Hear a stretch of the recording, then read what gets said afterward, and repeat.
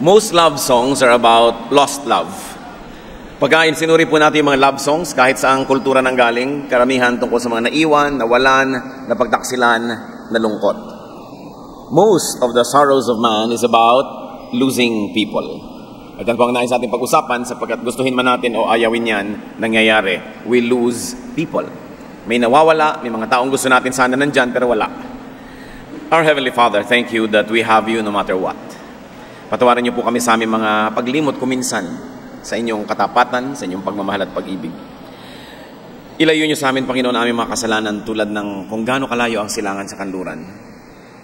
Forgive us, cleanse us, enable us to receive blessings from you. None of us deserve to ask you for blessing. But because you are good and you promise to bless us, we dare to come into your most holy presence and ask you, Lord, bless us. Nawa po ang inyong mga salita ay maging kalakasan namin, pagkain ng aming espiritu, kagamutan sa aming mga karamdaman.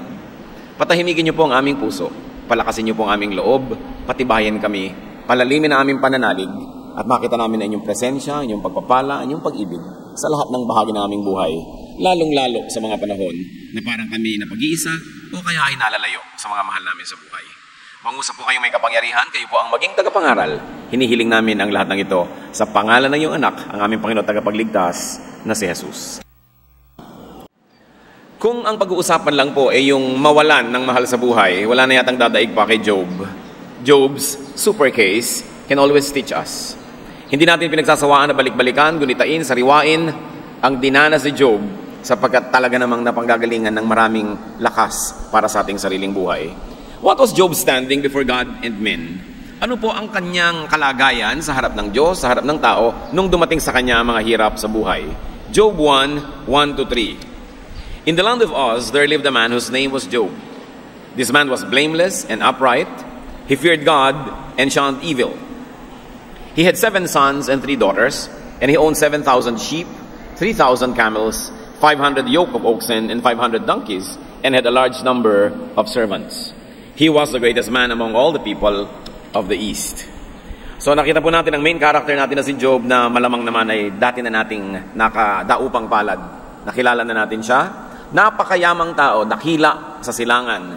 At may 10 anak, 7 lalaki, 3 babae. Pagkarami-raming mga utosan at higit lalong napakaraming mga hayop na kalakal at kayamanan noong unang panahon. So that was his situation. Job was a godly man. He was blessed with wealth. He had 10 children, a wife, and close friends. What about Job's trial and great loss, which centered on people? Nawala ang mga taong ito na parang bula sa kanyang buhay. Job 1:6-12. One day the angels came to present themselves before the Lord, and Satan, who came with them, also. The Lord said to Satan, "Where have you come from?" Satan answered the Lord, "From roaming through the earth and going back and forth in it." Then the Lord said to Satan, "Have you considered my servant Job? There is no one on earth like him. He is blameless and upright, a man who fears God and shuns evil." Does Job fear God for nothing? Satan replied, "Have you not put a hedge around him and his household and everything he has?" So isang araw, si Satanas ay humarap sa Diyos at sinabi naman ng Diyos sa kanya, "Anong pinagagagawa mo lately? Eto, akyat manaog, lupa, langit, biyahe dito, biyahe doon." At sabi naman ng Diyos, "O ano, believe ka kay Job, di ba? Kilala mo, ang husay na tao, ang galing, maka-Diyos talaga." At sabi naman ni Satanas, "Siyempre, maka-Diyos, pinagpapalan niyo eh. Binibigyan niyo ng maraming anak, asawa, kayamanan, mga katulong. Ano pang dahilan niya para hindi maging maka-Diyos? Binabakuran niyo kasi ang kanyang buhay." Continue. "You will bless the work of his hands, so that his flocks and herds are spread throughout the land. But stretch out your hand and strike everything he has, and he will surely place you to your face." Everything he has is in your hands, and on the man himself do not lay a finger. Pinagpapala nyo, siyempre, maka-Diyos. Subukan nyo na bawiin ang lahat ng pagpapala, binibigay nyo mga kayamanan, mga tao sa kanyang paligid, siguradong harap-harapan kayo niyan na itatatwa. Sabi naman ng Panginoon, "Sige, binibigyan kita ng otoridad na idaan siya sa pagsubok. Pero, huwag mo siyang gagalawin. Pwede mong galawin ang ari-arian, mga tao sa paligid. Siya mismo, yung kanyang katawan, siya, hindi mo gagalawin. nilagyan ng Diyos ng hangganan ang pwedeng gawin ni Satanas. Job 1:13-17. Kumilos si Satanas. One day when Job's sons and daughters were feasting and drinking wine at the older brother's house, a messenger came to Job and said, "The oxen were plowing and the donkeys were grazing nearby, and the Sabaeans attacked and carried them off. They put the servants to the sword, and I am the only one who has escaped to tell you." Bad news. Isang araw na tahimik, payapa, dumating ang dilubyo. May isang humahango sa katulong na nagsabi, "Sinalakay po kami ng mga Sabaeans, lahat po ng inyong mga hayop ay kinuha at lahat ng mga utusan ay pinatay. Ako lang po ang nabuhay para makapagbalita." Napakaraming kayamanang nawala sa isang araw at maraming tao, mga tauhan. Job 1:13-17. Hindi pa tapos ikwento ang masaklap na balitang ito, may dumating pang pangalawa. While he was still speaking, another messenger came and said, "The fire of God fell from the sky and burned up the sheep and the servants, and I am the only one who had escaped to tell you." While he was still speaking, another messenger came and said, "The Chaldeans formed 3 raiding parties and swept down on your camels and carried them off. They put the servants to the sword, and I am the only one who has escaped to tell you." All in one day, Job lost his servants, not to mention his flocks. Maraming tao ang nawala sa buhay ni Job noon. Yung mga servants, siyempre, mahal mo na rin yan. Parang member na rin yan ng family mo. At bukod doon, ang kayamanan ng mga dakilang tao na nasa bilang ng kanilang mga utusan, mga alipin, mga empleyado, lahat-lahat na. Ang daming nawalang tao sa isang araw. Job 1:18-19. While he was still speaking, yet another messenger came and said, "Your sons and daughters were feasting and drinking wine at the older brother's house, when suddenly a mighty wind swept in from the desert and struck the 4 corners of the house. It collapsed on them, and they are dead. And I am the only one who has escaped to tell you." Sawari, hindi pa sapat na nawala lahat ng kayamanan, nawala lahat ng tauhan. Ito ang ika-4 na mensahero. May mas masaklap na balita. Sabi, merong isang masamang hangin na biglang umihip mula sa disyerto at masyadong hinagupit ang 4 na sulok ng bahay.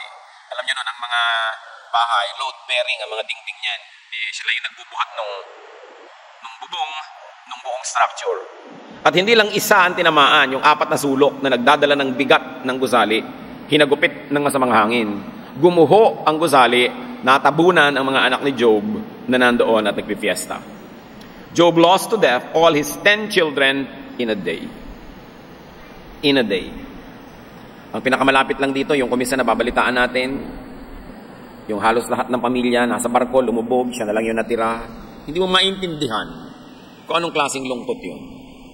Hindi mo malaman kung paano bibigyan ng comfort yung nag-uulila sa ganung paraan.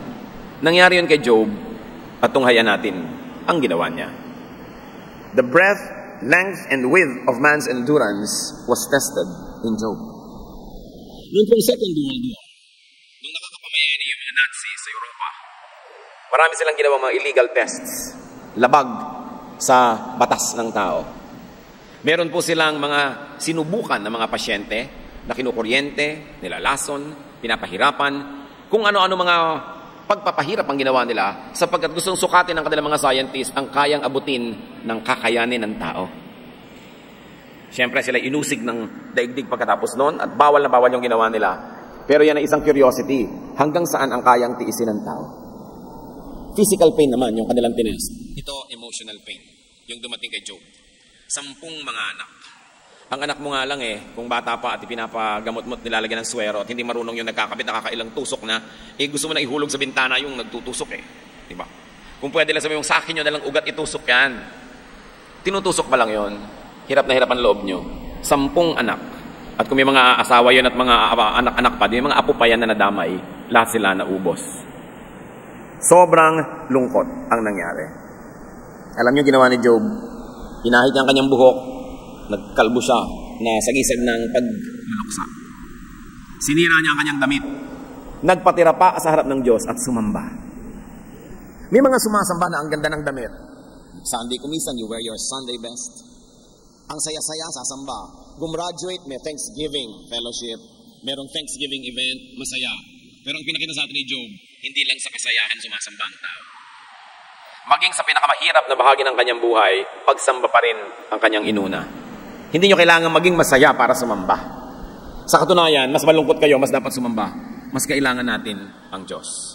Job 2, 9-10. Hindi naintindihan ng asawa ni Job kung ba't patuloy pa rin sa pagsamba si Job. His wife said to him, "Are you still holding on to your integrity? Curse God and die." Nakita nyo na wala lahat ang mahalagang tao sa buhay ni Job. Pagkarami-raming katulong at mga anak, itinira ni Satanas si Mrs. Kakampi kasi. Kasama na magpaparusa at magpapahirap kay Job. Sa ganitong panahon, kailangan mo yung asawa. Kailangan mong united kayo. Pero hindi. Si Mrs. Job, sabi, praise and worship ka pa rin. Ano ka ba? Sabi gano'n. Sa lahat ng nangyari sa atin, ang dapat mong gawin, number 1, murahin mo ang Diyos, isumpa mo, talikuran mo. At number 2, mamatay ka na rin. Yun ang sinabi sa kanya ng asawa niya. Verse 10, he replied, "You are talking like a foolish woman. Shall we accept good from God and not trouble?" Sabi niya, gusto mo lang bang tinatanggap sa Diyos yung masarap? Yung mahirap, ayaw mo na? Lahat ng ibinibigay ng Diyos, tatanggapin natin. Ano man yun?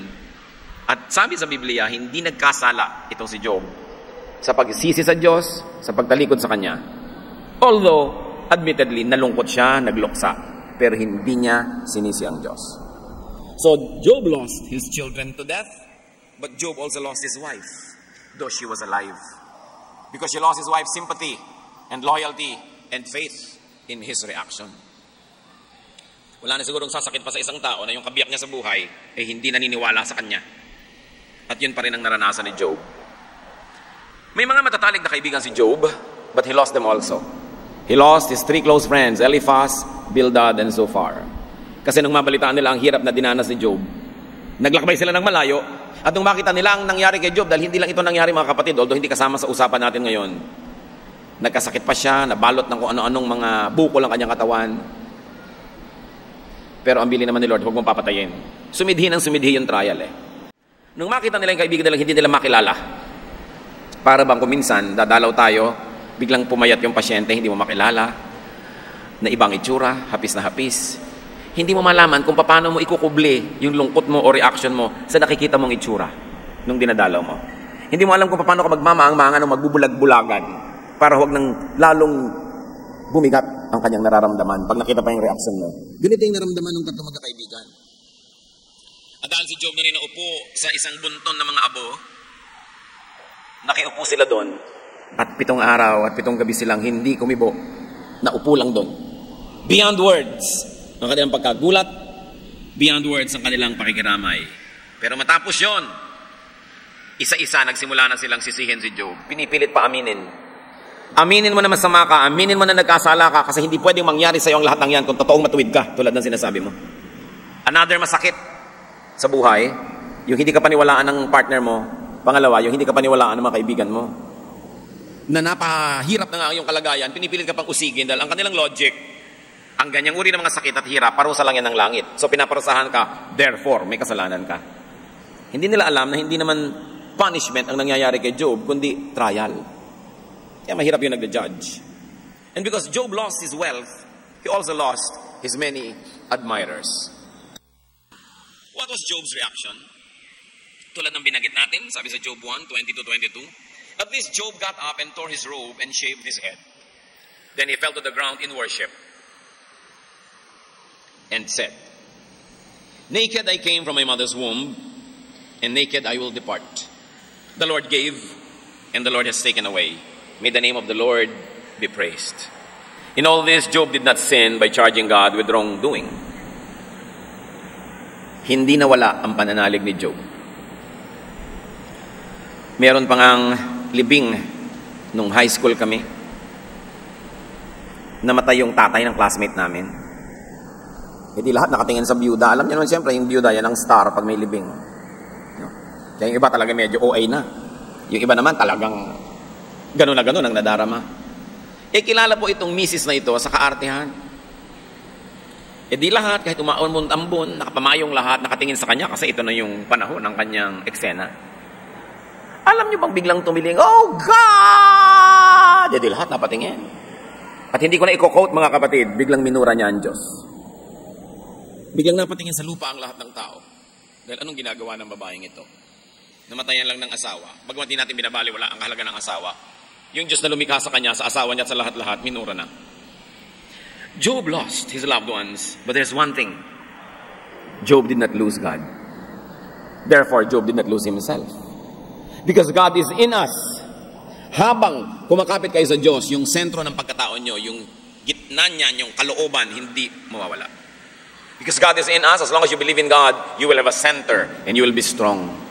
But even if you own the entire world, but God is not in you, you actually don't own anything. Kaya sabi, what good is it to own the whole world and lose your soul? Yan ang mahalaga, mga kapatid. Dumarating ang paghihirap, may nawawala tayo sa mahal sa buhay, lalo kayong kakapit sa Diyos. Anong mapapalan nyo? Magtatampo kayo sa Diyos? Makikipagkagalit kayo sa Diyos? Gaano ba karami ang alam natin para natin sisihin ng Diyos? Ibig sabihin, mas alam natin kung anong dapat. God is in us. Kaya yung mga sumasamba sa Diyos, umaawit, nagbibigay ng kanilang mga offering, mga papuri, sila man naaangat ang kalagayan at pakiramdam. Bakit? Nasa iyo yung Diyos eh. Pag itinaas mo siya, di tataas ka rin. Dahil magkasama kayo eh. Pero pag tinalikuran mo ang Diyos, tumatalikod ka rin sa'yo. Kasi kakambal mo ang Espiritu ng Diyos eh. Pagka minaliwala mo ang Diyos, nilait-lait mo yung Diyos, niyuyurakan mo rin sarili mo. Wala kang pwedeng gawin sa Diyos na hindi mo rin ginagawa sa iyong sarili. Kaya yung mga taong paladasal, palasunod sa Diyos, kahit mahirap, hindi nawawala ng joy. Hindi nawawala ng tibay ng kalooban because God is in you. So Job mourned the loss of his children and he rebuked his wife. He did not play her game just to keep her. Kung minsan para huwag ka lang iwan ng asawa mo masang-ayon ka na sa kanya, papayag ka na sa kanya Kahit sumasamba na siya sa diablo, samba ka na rin, huwag ka lang iwan. Pero siya, sabi niya, huwag kang ganyan. Huwag kang magsalita na parang isang hangal na babae. Hindi ka ganyan, di bagay sa'yo yan. Our noble situation in life should enable you to know better. At nung siya sinisisi ng kanyang mga kaibigan, he reasoned with his friends. Si Job yun, tayo. What about our case? Ano ba ang ating sitwasyon? What is our standing before God? Sabi ng Diyos, righteous si Job. So righteous siya, tayo. Romans 3:10, as it is written, there is no one righteous, not even one. So, kung si Job na righteous nangyari yon, kandidato rin tayo lalo na makaranas sa mga ganon. Because we are short of God's glory. Anong dapat nating isipin, mga kapatid, pag nawawalan tayo ng mga mahal sa buhay? When we lose people, we realize that loss can be a trial. Tulad ng nangyari kay Job. Hindi punishment.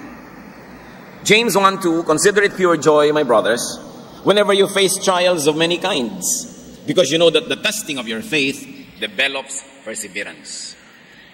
Sabi, kahit gaano kahirap at gaano kabigat, huwag niyong papayagan na mawala yung joy, yung malalim na ginhawa ng loob. Kahit hirap ang katawan, hirap ang isip. Tahimik ang loob mo sa kaloob-looban kasi alam mo na may Diyos ka.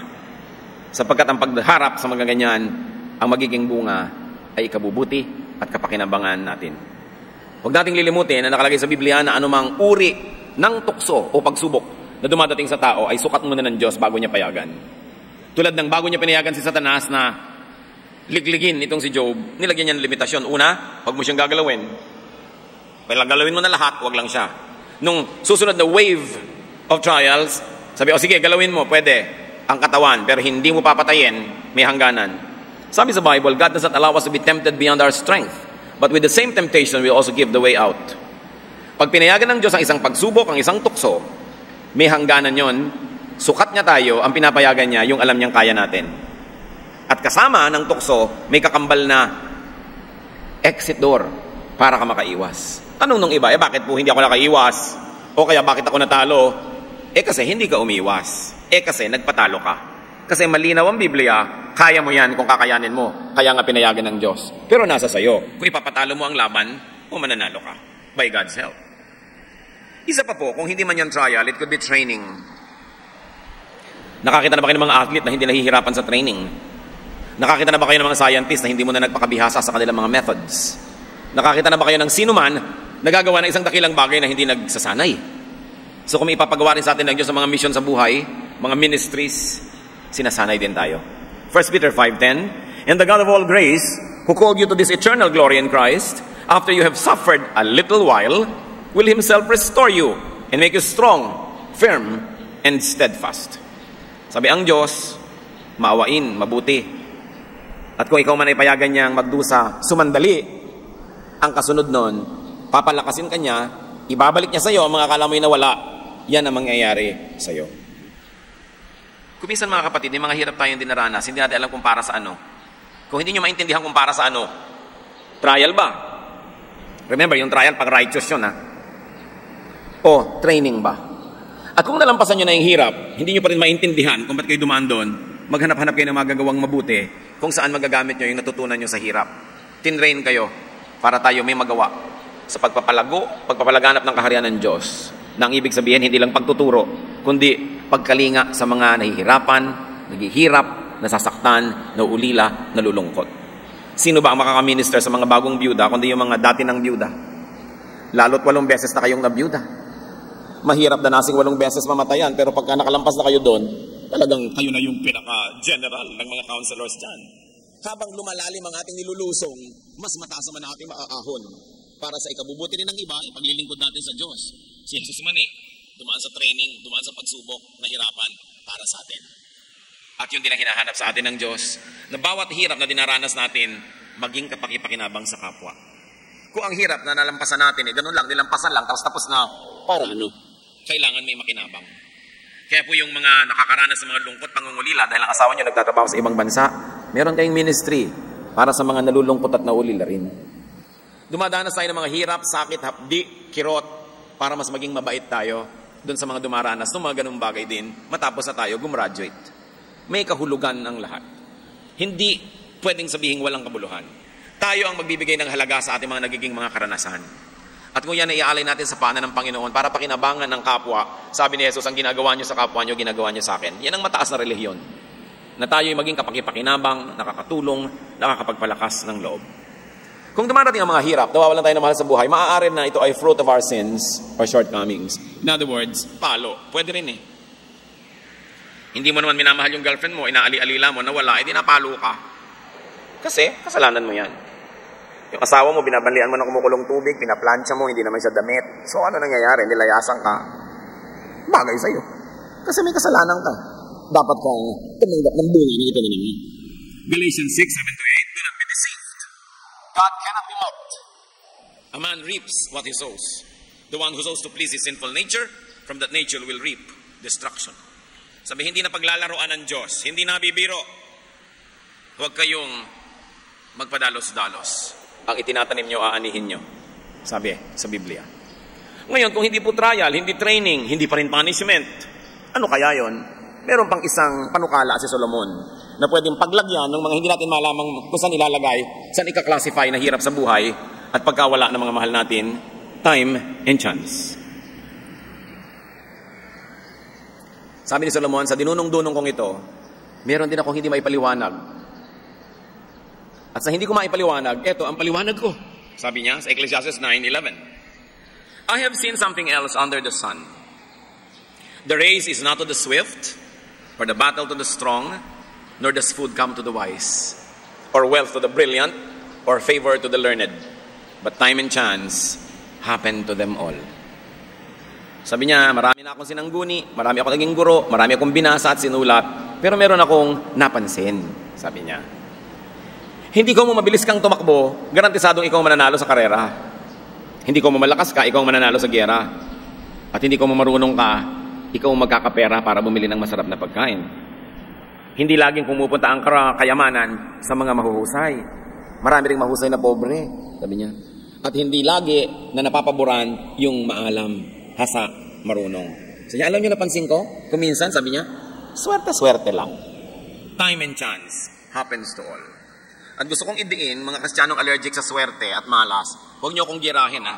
Hukayin niyo sa libingan si Solomon dahil siya may sabi. Sabi niya, chance, time and chance, happen to them all. Nung itinatranslate po namin ng Biblia sa Bible Society, ano ba? Paano ba tatagalugin yung time and chance? Wala nang iba. Swerte-swerte lang yan. Yun talaga. So merong nangyayari dahil may rason, pero merong hindi. Wala talagang rason, hindi mo na alam. Nagkataon lang. Yung ba namang ang bilis-bilis na kotse, tumawid doon sa isang kalye, ikaw pa yung nasa gitna, edi minalas ka. Hindi ka napagprenohan, ikaw ang naging hump. Paano yun? Pwede kang tumawid doon kanina, 5 minutes ago, or mamaya, 5 minutes later, hindi dapat mangyari. Pero yung ba namang siya ang bilis-bilis, ikaw ang bagal-bagal, magkatagpo kayo sa isang maliit na lugar, malas mo. Sabi ni Solomon. Hindi mo lagi sasabihin, makasalanan siguro yan, kaya nasagasaan. Ganun kasi maraming Christian eh. Nakakarinig pa ako ng mga ganito, nagbi-visitation, naghihingalo na nga yung tao doon, hirap na hirap. Sister, aminin mo na makasalanan mo sa Diyos. Kung makakabangon lang yung pasyente, hahataw sa kanya yung kamay. Hirap na hirap ka na, inuusig-usig ka pa. Si Job nga wala na makasalanan, inusig-usig. Hindi laging ganun. Kung mawalan ka na nga, naubusan ka na ng dahilan, pumunta ka kay Solomon, sabi niya, minalas. Nagkataon. Hindi ko mo may ganun, ibig sabihin God is not in control. Ang ibig sabihin lang natin, we don't understand from a human perspective what was operative in God's control. Hindi lang natin kayang intindihan. Pero hindi ibig sabihin na yun ay labas na sa kakayanan ng Diyos. Labas lang sa ating pangunawa. Beyond our faculties. So you say, time and chance. Ano pa po ang case natin tulad ni Job? We lose loved ones. We lose associates and partners, family and friends. We lose them, and we lose people to death. Isa yan sa mga pinakamahihirap. Lalo't hindi matibay ang relasyon mo sa Diyos, mahirap yatang mamatayan. Isa sa mga pinakaayaw kong pinaggagawa as pastor, yung nagpupunta sa mga patay, mga namatayan. Kasi naapektuhan ako eh. Paano ka naman po papa-apekto? 3 times, 4 times a week? Ano pang matitira sa'yo? Diba? Pero talagang wala naman ako pinupuntahan ganyan na hindi ako talaga naapektuhan. Kaya hanggat maaari lang nga, when people ask me to do the memorial service, ay, hindi natin pastor ang gagawa. I'll just be present. Hindi ako umiiwas doon sa trabaho, kundi hindi madali. Hindi madali. Lalo't kilala mo talaga, malapit sa'yo yung namatay. Tapos magsasalita ka pa doon, kung ano-ano pang gagawin mo. Hindi madali. Sapagkat nakikita natin kuminsan yung talagang halos maglupasay, talagang parang nawalan na ng lahat-lahat kasi namatayan. But we lose people to death. It cannot be avoided. We lose people to distance. Oo nga, buhay, pero ang layo. Nasa kaila-ilalimang kuweba ng New Zealand. No? Layo. We lose people to time. Busy sila eh. Hindi magtugma yung oras nyo. Lalo't nagtatrabaho siya sa call center. Tapos boyfriend mo. Hindi na kayo magkikita. Liban na lang ikaw itong magpuyat. No? We lose people to ideologies and beliefs. Nung araw, ayaw magpaaral na marami magulang sa UP dahil baka mamundok ang anak. Nakakuha lang ng 3 units ng political science ay naging Marxist na ang uhuging bata. Kala alam na niya lahat. No? So iiwan ang lahat-lahat, itatakwi lang magulang. Sa mga magulang, huwag mag-aaral sa UP. Because I might lose you to ideology or to beliefs. And we lose people to activities. Marami silang kinakahumalingang gawin, walang oras sa'yo. Many times we lose people to our own shortcomings. Kasi hindi natin minahal, kung kailan tayo kailangan, hindi natin naruga, nawala. Iba't ibang dahilan, but we lose people. And what's our reaction and attitude and character? We can learn from Job. Like Job, we can mourn. Pwede naman, legitimate naman, na magluksa. It is valid and all right to feel bad. Kuminsan na ako ay nanliliit. Pag nakakakita ko ng mga born-again Christian, pumupunta sa mga namatayan, huwag kang umiyak, sister, na kay Lord na ang husband mo. Gusto mo sabihin, sige nga, yung husband mo nga ibigay mo kay Lord ngayon? Pa-Lord ka dyan, hipokrita. Di ba? Kahit na pang sinasabi mong, ba't ang lahat sinasabi, ay pagka namatay na ako, pupunta tayo sa langit. Wala namang gustong mamatay. Huwag nga tayo magkunwari. Naniniwala tayo sa Diyos, naniniwala tayo pupunta tayo sa pag namatay tayo, pero ang totoo lang, ayaw pa natin pupunta. Dahil gusto mo pa dito. Bihira ang taong gustong-gusto na yun. Wala pa ako nakita ni isa. Liban na lang, hirap na hirap. May sakit. Ano na nga ba naghihintay sa'yo dito kung gano'n? Di mabuti pa nga, pumunta ka na kay Lord. Yung iba minamaliit nila yung pagkalungkutan ng kapwa. Uy, born again ka na sister, huwag kang iiyak para maganda kang patotoo. Ano ako dito, display? Para lang maging magandang example, pipigilin ko yung luha ko. Ang inyong pong lingkod, baligtad. Pag nasa mga patay tayo, nagpipigil ng iyak yung namatayan ko. Sige, iyak pa, iyak pa. Sige pa, iyak pa. Di mabuting iiyak nang lumabas. Hindi yun masama. Si Job nagluksa, pero sumamba. O balik na rin nyo, sumamba, pero luksa. Pwedeng pagsamahin yung dalawang bagay na yun. May panahon ng lahat, and there's a time to mourn, according to Ecclesiastes. We can and should review the facts. Pagka po tayo ay nawawala ng mahal sa buhay, what should we review? That we don't own anything. Therefore, we don't own people. Everything we have is God-given, therefore is borrowed. Ipakadiin-diin natin sa isip natin ito mga kapatid, wala tayong pag-aari. Bagay man, lalo kong tao. Kahit anak nyo, hindi kayo makakagawa ng anak. Hindi nyo nga alam kung paano nabuo yan. Yung iba nga, 3 buwan ang nandun, di pa niya alam eh. Hindi natin ginagawa ang tao, Diyos ang gumagawa niyan. Kung yan ay isinilang, dumaan sa iyong sinapupunan, daan ka lang, pero hindi talaga sa'yo nagmula sa Diyos. Ang asawa, hindi sa'yo. Ang anak, hindi sa'yo. Wala tayong pag-aari. Sabi sa Psalm 24 verse 1, The earth is the Lord's, and everything in it, the world, and all who live in it. Ang mundo, lahat ng nasa mundo, mga nakatira dito, sa Diyos. Wala tayong pag-aari. Kaya maganda yung Tagalog, ang tawag natin dyan, ari-arian. Kunwari lang. Hindi totoo. Therefore, hindi ka serious na ikaw ang may-ari nun. And because you don't own anything, you cannot lose anything that you never owned in the first place. Pag sinabi mong nawalan ako, ibig sabihin sa'yo dati yon. Pero dahil wala tayong ni anumang atin, wala rin pwedeng mawala. Hindi yun nawala. Yung cellphone mo, dating nasa kamay mo, na-snatch, ngayon nasa kamay na ng iba. Hindi naman nawala nasa Blumentritt lang. Nasa planeta pa, nasa Milky Way pa, wala namang nawawala. Di ba? Lumilipat lang ng lugar. So tao man, hindi siya nawawala, lumilipat lang ng lugar. So kung sabing nawalan ako, bakit meron ka ba? Yung hikaw ko, nung ipinanganak ka ba, may hikaw, wala. Ay di, wala naman. Buti nga, nakahiram ka at may sumabit na hikaw sa'yo kahit Tupperware. So, huwag ka malungkot. Naku, 9 na buwan ko na yung iniingatan. Buti nga, 9 na buwan ka nagkahikaw. Ngayon, nawala na. Liban na lang buraraka kasi kaya nawala. Talagang dapat ka maging sorry.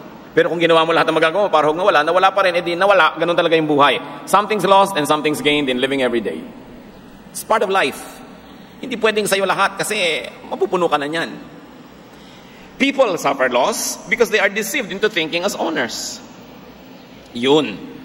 That's the heart of the matter. Nagduro sa ka na may nawala kasi akala mo sa'yo. Pero mula sa simula, hanggang gitna, hanggang dulo, kung alam mong hindi sa'yo hiram lang, natural, mababawi.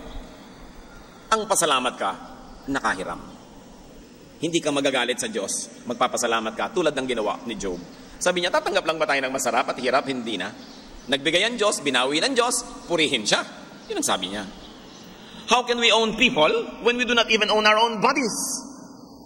Sabi nga sa 1 Corinthians 6:19-20, you are not your own. You were bought at a price. Sarili mo nga, hindi sa'yo. Maging sa'yo pa yung boyfriend mo, maging sa'yo pa yung asawa mo, yung anak mo, no. Isang malaking kasinungalingan. Wala tayong pag-aari. Lahat tayo, pinapahiram lang. And when we lose things, we can and should worship God in spite of the loss. And very probably because of the loss. Dahil nawalan ka, lalo kang dapat sumamba. Or kahit nawalan ka, sumamba ka pa rin. Because in both cases, all the more that we need God.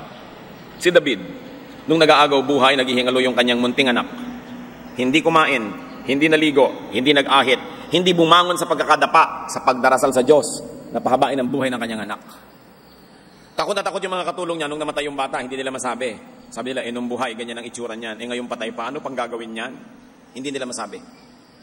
Nung nakahalata si David, sabi niya, patay na ba ang bata? Opo, patay na. Naligo ang David, bumangon, nagbihis ng maganda, nag-ahit, nagpabango, nag-lotion, kumain, sumamba. 1 Samuel 12:20. Then David got up from the ground.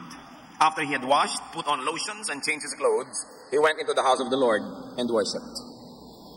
Mga kapatid, kung hindi kayo makapaligo, hindi kayo makapagpaganda, hindi kayo makapagkulay ng buhok dahil nag-aalaga kayo ng mahal niyo sa buhay na may sakit, at kung kuhanin ng Panginoon, pues maligo na kayo, kumain kayo, magpabango na kayo, nagawa nyo na ang pwede nyong gawin. Ang mahirap, yung wala ka namang ginawa kahit ano, tas namatay, ayun talaga, mahirap dalhin yun. Pero ipinanalangin mo na, pinaglingkuran mo, ginawan mo na ng mabuti, kinuha pa rin ng Panginoon, tama na dapat ang hirap mo. Tanggapin mo sa iyong kalooban, harapin mo ito, nang mabango ka, maayos, malinis. Kasi wala ka nang inaalagaan namatay na. So pwede ka na ngayong mag-asikaso na iyong sarili. Sabi ni David, nung buhay pa, ginawa ko lahat. Ipinanalangin ko, ipinag-ayuno ko. Pero kinuha na ng Panginoon, wala na akong magagawa. Tuloy dapat ang buhay.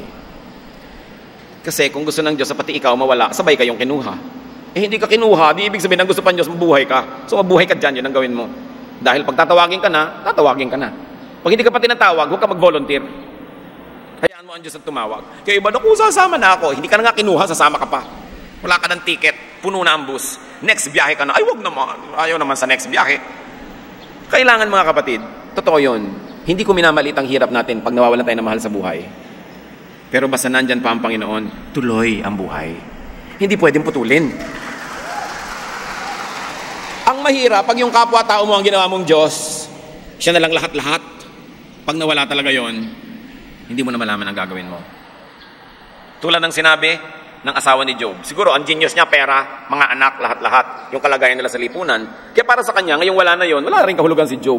Pambihira naman, kung kayo si Mister, naghirap kayo, nagkasakit kayo, wala na kayong kwenta kay Mrs.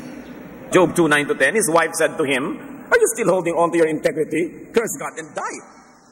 He replied, "You are talking like a foolish woman. Shall we accept good from God and not trouble?" The lesson is, accept whatever God gives you, or accept whatever God takes away from you. Do not sin. Do not blame God. Do not turn away from God. Job passed the test. Hindi lang passed, very high grade, excellent. At dahil doon, natapos ang trial, bumalik ang pagpapala. Job 42:12, the Lord blessed the latter part of Job's life more than the first. He had 14,000 sheep na doble, 6,000 camels, 1,000 yoke of oxen, and 1,000 donkeys na doble ang kanyang assets. Paano yung mga anak? Magkakaanak ka pa ba? May edad ka pa? Job 42:16-17, after this Job lived 140 years. He saw his children and their children to the 4th generation. And so he died old and full of years. Hindi siya 140 years old. Matapos lahat ng nangyari, nabuhay pa siya ng additional 140 years. Gusto nyo, ipag-pray natin. Para kayo mga 200 years old. Gusto nyo ba yun? Kung ayaw nyo naman, makontento na tayo sa medyo mas kulang kaysa ron. Pero ito ang importante, walang imposible sa Diyos. Wala. Walang pagpapala na huli na. Wala. Nawalan kayo ng negosyo 3 beses na, may edad na kayo, pwede pa uli kayong mamuhunan kahit konti. Pwede pa kayong umani sa itatanim nyo kahit medyo matanda na kayo. Si Job, ang patotoo sa atin ng Diyos. Hindi yung pagkalampas na kayo na 70, inaantay nyo ng kawiting kayo ng karit ng kamatayan. No. Dapat may buhay pa kayo. Magsimula pa kayo ng mga bagong project. Bagong mga bagay, di ba? Mag-aral pa kayong ballet. Mami, mag-ballet pa kayo, hindi pa huli ang lahat. Di ba? Pwede pa. Walang huli. Basta blessing. At kung handa ka na tumanggap nito, walang late. Huwag nyo sabihin, may tanda na ako, hindi na ako pwede. Yung luma na. Yung mga hindi nakapag-aral sa inyo noon dahil nag-asawa na kayo, nag-alaga, nag-ganyan, tapos ngayon pwede na, mag-enroll kayo. Walang huli. Kayo lang ang naglalagay ng bakod sa sarili nyo, kaya kayo nakukulong. Pero kung tatanggalin yung mga bakod na yan, sasampahin nyo yan sa tulong ng Diyos, malayo pang mararating ang tao. Kaya si Mary, kadalagang tao, sabi ng angel, magbubuntis ka. Sabi niya, paano nangyari yun? Luke 1:37, sabi ng anghel, nothing is impossible with God. Ang Biblia nakabukas, mga kapatid, hitik na mga halimbawa ng mga kaimposiblihan na naging posible sa mga nananalig, sa mga matapat sa Diyos. Yan ang huwag na huwag nyo isusuko kahit kailan, yung pag-asa. Huwag na huwag. Yung mga namatayan kayo, nahirapan kayo, sabi nyo, ay naku, mahirap na, hindi na ako makaka-recover. Kaya nga yung mga nabiyuda, matapos medyo mga gluksa, sabihin ko, ate, may bago ka naman boyfriend. Huwag naman po, kalawari ka pa, gusto mo naman eh. Diba? Ayoko na po. Ano naman yan? Yung mga anak matadamot, ayaw pag-asawahin yung mga biyudo o biyuda nilang magulang. Hindi naman sinasamahan lagi. Diba? Hindi naman kinakamot ang likod pag may eksema, ang paa. Mabuti na yung may kapartner, diba? Kung walang huli. Kaya ang buhay, regalo ng Diyos, bawat araw, dapat lasapin. Habang hindi ka pa kinukuha, huwag mong isipin yung kabila, dito ka muna. Gumawa ka ng mabuti, magpaka-Diyos ka, maglingkod ka, pero huwag mong papayagan ang sarili mo rin mapabayaan. And when facing and suffering a loss, do a Job. Trust God. You trust God. Proverbs 3:5, trust the Lord with all your heart and lean not on your own understanding. And trust yourself to God. Jeremiah 29:11, for I know the plans I have for you, declares the Lord, plans to prosper you and not to harm you, plans to give you hope in a future. So may plano ako para sa iyo. Kung wala kang plano sa buhay mo, ako meron, sabi ng Diyos. Kung hindi mo alam ang plano ko, sumunod ka na lang. Pero may plano ko para sa iyo. Walang buhay na sayang, walang buhay na walang katuturan, walang buhay na walang pupuntahan. Lahat may plano ang Diyos. Kaya lang kailangan mag-cooperate ka para mangyari yon. At kung may nawawala sa inyo, do what you can to regain lost things. Yung iba naman nawawalan kasi nga pabaya. So ayusin mo para hindi ka na mawalan na naman. Sabi sa Proverbs 14:23, all hard work brings a profit. Huwag kang madadala. Nagnenegosyo ka, nalugi. Sige uli, sige nang sige. Natututo ka naman eh. You become a better person. And even if Job's happy ending doesn't happen in your life, do a Job pa rin. Stick to God.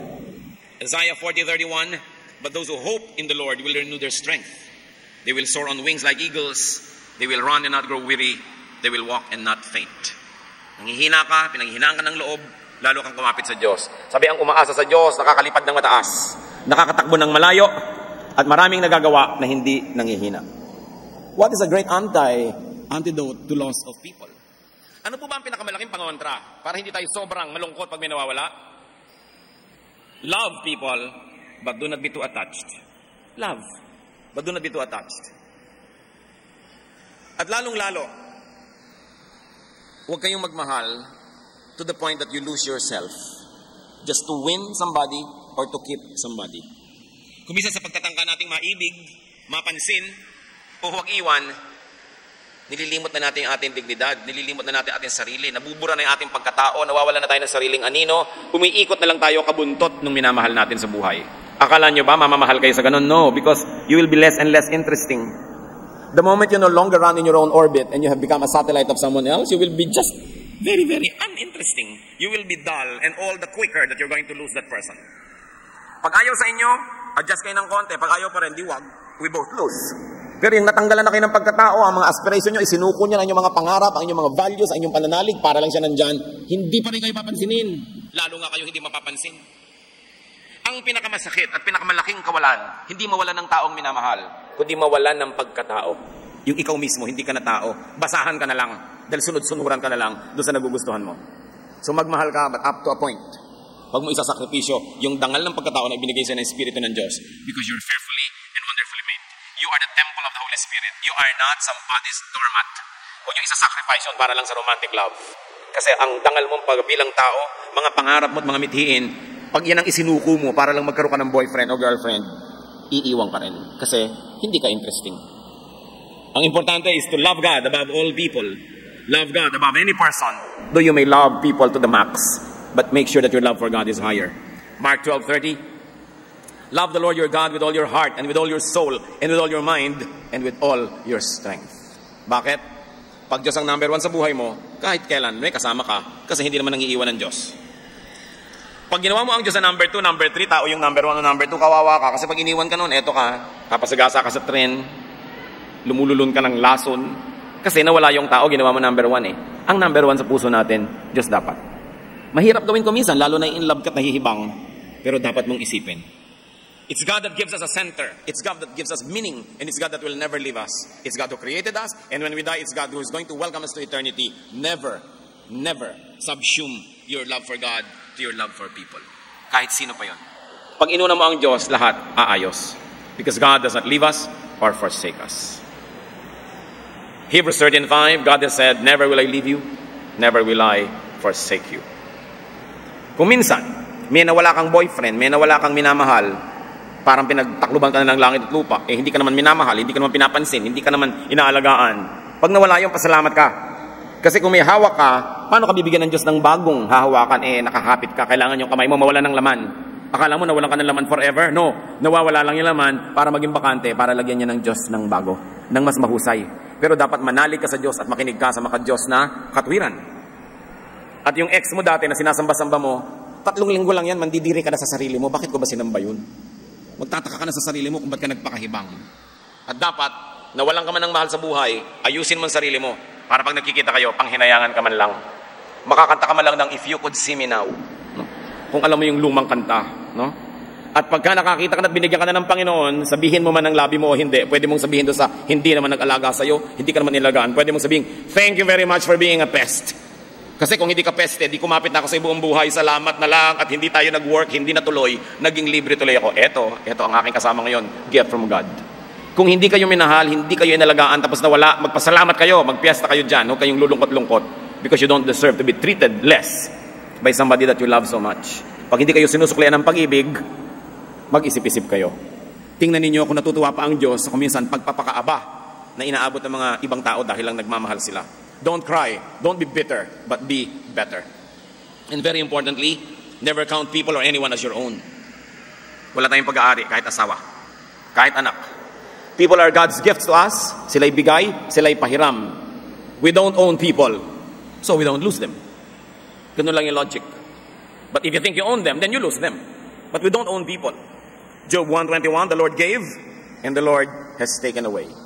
Another important thing, to protect yourself from the pain of so-called loss, enjoy people while they are with you. then let go when it's time. Habang ipinapahiram sa iyo ng Diyos, enjoy it. At kung binabawi na, ibigay ng maluwag sa dibdib. Kaya sabi ng Ecclesiastes 9:9, enjoy life with your wife, whom you love. Ecclesiastes 9:9, enjoy while it lasts. Hindi lang wife yan, enjoy your parents, enjoy your brother, enjoy your sister, enjoy your friend.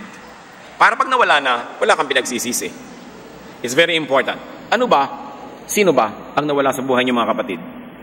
Hindi ko gustong maliitin ang inyong loss, pero malaki ang Diyos. At kung minamalaki natin ang Diyos, liliit yung loss na yun. Yung malaking sugat, liliit, maghihilom. Pag pinayagan natin ang Diyos na kumilos. Sino bang kinakatakutan yung mawala sa buhay? Huwag niyong sakalin. Huwag niyong itali. Dahil lalo lang yan magpukumiglas. Kung sa inyo, sa inyo. Kung nandyan lang dahil nakatali, hindi yan sa inyo. Subukan yung malagot yung tali, aalis din. Kaya pawalan. Ang pagmamahal, isinusukong kusa. Hindi pwedeng hulihin, itali, o ibilanggo.